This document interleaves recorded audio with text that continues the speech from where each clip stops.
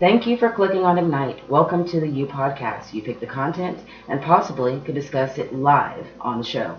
Today, I am joined again with Philip Dawkins, and we're going to talk about something that is really near and dear to our hearts, which is salary. Now, this is something that they've just recently put legislation out, especially for supervisors, which we both were in that capacity in our executive levels, with lots and lots and lots of underlings. So we were talking about how they can take your money away if you don't come to work, but they're not going to pay you overtime if you work over.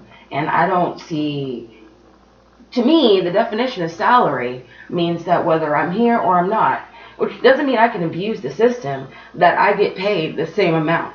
But that's not the case for many supervisors out there and many people that are on salary out there, which is why there's lawsuits. So, Philip, what are your thoughts on this salary situation?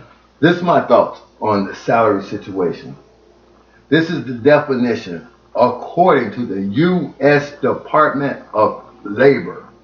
When an employee is paid on a salary basis, this means essentially that he or she receives regular pay on a regular basis, and this amount doesn't fluctuate in regard to the quality or quantity of work actually performed. So it sounds like a whole lot of supervisors are getting gypped out of a whole lot of money. Especially, say you got sick. Say something happened where you couldn't go to work. And they're going to force you to use your vacation time instead of continuing to pay you the salary that you signed the contract for. That's a breach contract. It's a breach contract. I believe that is something that is against workers. What is that? Equal opportunity employment. One of these campaigns that take care of employment. For 3 years as a supervisor, whenever I had to take a day off, you had to make it up. I had to either make it up or use a vacation day that I had planned on using with my family during vacation time. I was underpaid as a supervisor. I was an underpaid, overworked person with a title that didn't have nothing to do with nothing. That's the thing, though. I think that people really get caught up on titles. And for me as a supervisor, it wasn't, ooh, I'm a supervisor, I got the S on my chest now. It was more of I can help people now. I am in a role where I can take your issues to the people that can hear them. That's a bigger role as a leader than just working your job and to not be compensated properly for giving that much of yourself, giving your heart to not only the job, but the people that work under you, and not be compensated, and all of the expectations that go along with it. Now you got to decorate things, you got to do show presentations, you have to do all these things. Meetings. And you're working harder than you ever worked before. But then again, there's no compensation for that. You're just supposed to have the good feeling on the inside that, hey, I did all this great stuff today. No perks. Became a supervisor, I lost all the perks. Now, I'm a person that loves to wear hats. Because I become a supervisor, now I can only wear my hat on a Friday. Wow. As an agent, I can wear my hat any day, every day. I can no longer wear jeans unless I paid to wear jeans. That's not a privilege.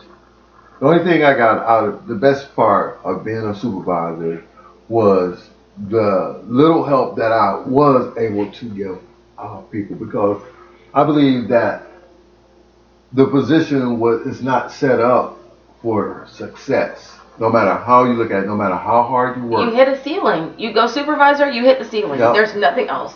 Unless you stay for a decade or more, then you are qualified to have a better position. And that's not fair. It's not, because when you've shown that you can succeed in your role, the motivation is that you can get promoted to go and do another job and learn how to do something else. Not promoting somebody who already knows how to do the job. You're supposed to each one, reach one, teach one, all of that. You give somebody a hand up. That is the hope of every position that you climb to in any company. Well, you, very well educated. Myself, I have several degrees.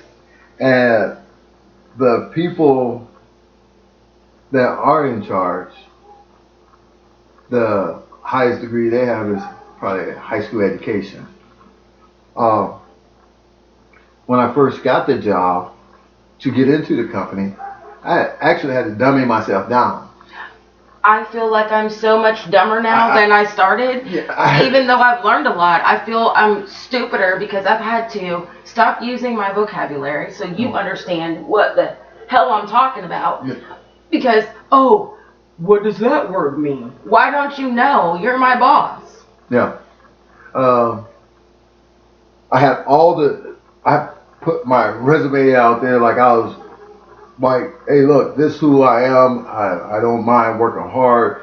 You can see education is my thing. You know, I look at the degrees. They're not in just one subject, in several subjects, accounting, finance, computer technology, computer information. However, before I could get myself into this company, I had to say I had an associate degree through a correspondence school before I could get into the door, because with all the degrees, I did not even get an interview. As a master's degree, I know that I probably had one of the higher degrees in the building. I never tried to make that the focal point. My focal point was letting people know that I can learn rapidly. Yep. I can excel. I can do well in any capacity that you put me in. I interviewed for 10 plus jobs, and I was told in those interviews, hey, guess what? You're not qualified for this job. We're not going to teach you how to do this job, and the only reason that you got the interview is because you say you have a master's degree.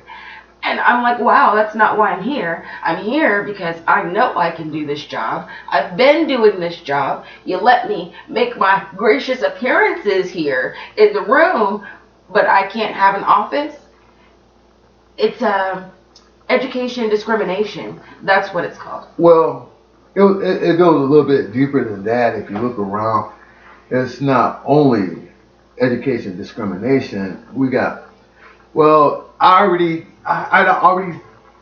saving this job for Nancy, but I have to go through the formalities. But this is Nancy's job, okay? And this job over here, I'm saving this for Rick. This job right here is for Rick, but I will allow you to interview for Rick and Nancy's job. Because technically I have to, but since we work in Texas, it's right to hire, right to fire. And I guess it's their right to pay. So they have the choice for, I guess, every supervisor to pay us or not pay us and treat us however they would like. So I would like to know from the leaders. I would like to know from people who have good leaders, bad leaders, about how you feel about this salary situation. Do you feel like you make more money as a regular employee than taking a leadership role? Let's ignite this conversation. Let's